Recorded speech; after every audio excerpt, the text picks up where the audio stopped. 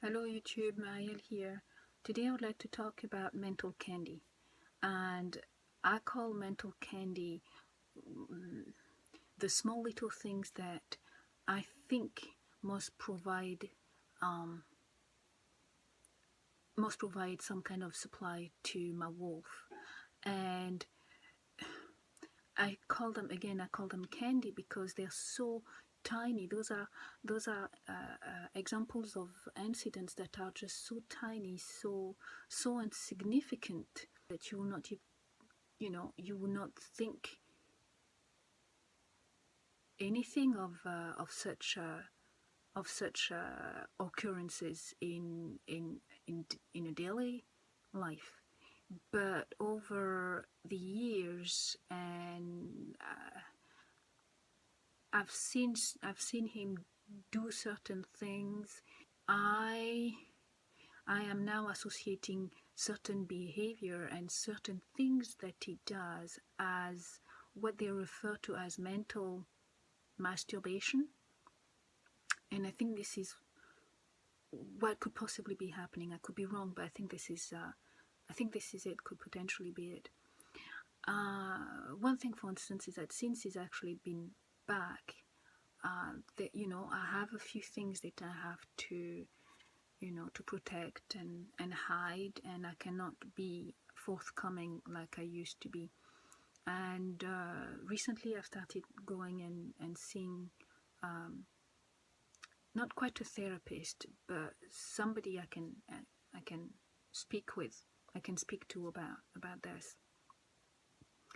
And during those times, in order for me to go, I have to provide some kind of a camouflage. Basically, I have to lie. I have to provide, a reason for me for leaving the house.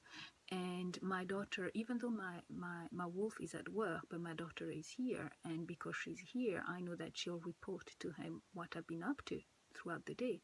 So it's very important that I keep all of this on the wrap.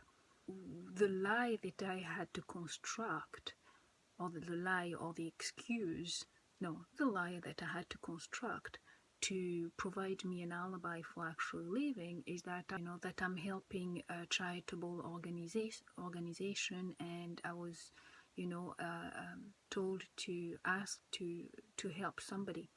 That was the highlight. And then, because obviously I was away for over an hour, actually for almost an hour and a half, so I ended up having to say, well, that person was late, and then I was so upset. Yeah, basically I just made up this this lie that I was upset, that something was wrong.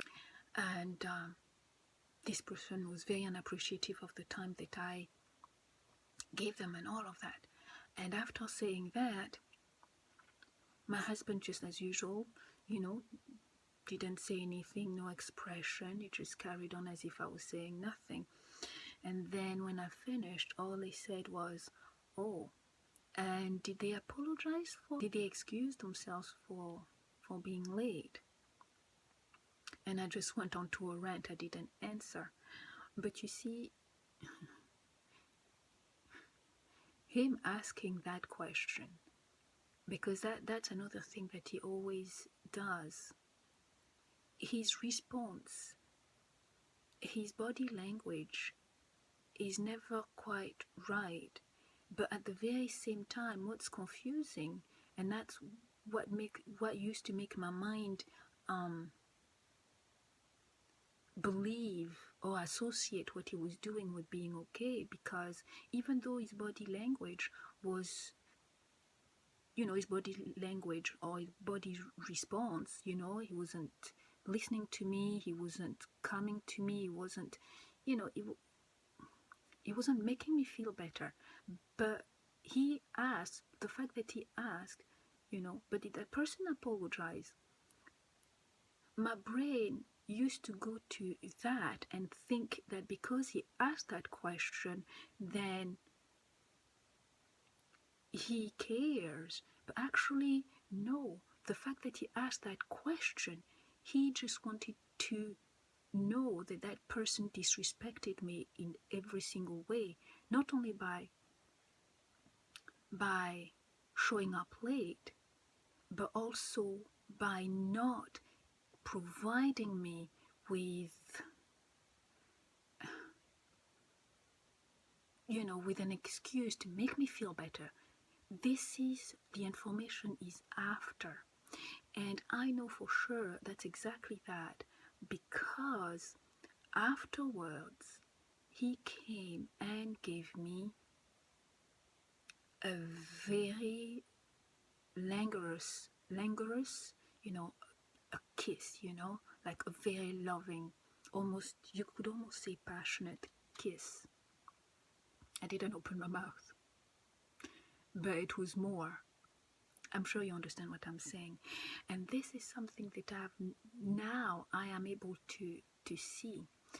Because remember that my wolf, throughout the entire relationship, there's always been a pattern of him rewarding people who act less than nicely towards me. Even with the children, he would always reward them after they would have done something that was wrong, which, by the way, he would have set up. The whole situation would have been set up by him. And there's always been this system of reward. And I think now I'm actually seeing that even with me, if I tell him of, like I said, like the example I gave earlier, somebody does something wrong to me, or if he knows he's done something, he's managed to do something, he's managed to cheat me, or he's managed to do something that I wasn't aware of, is something just not quite right has happened to me. This is when he actually gets nice to me. There are so many things like that. And my brain, I could not see that pattern before. It's so very difficult. I don't know whether I'm making sense here. I've got to go, so I've got to keep this short. But I would like to elaborate on it because there is more. There's certainly more.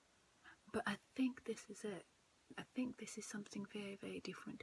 He literally, every time he's affectionate with me, I think because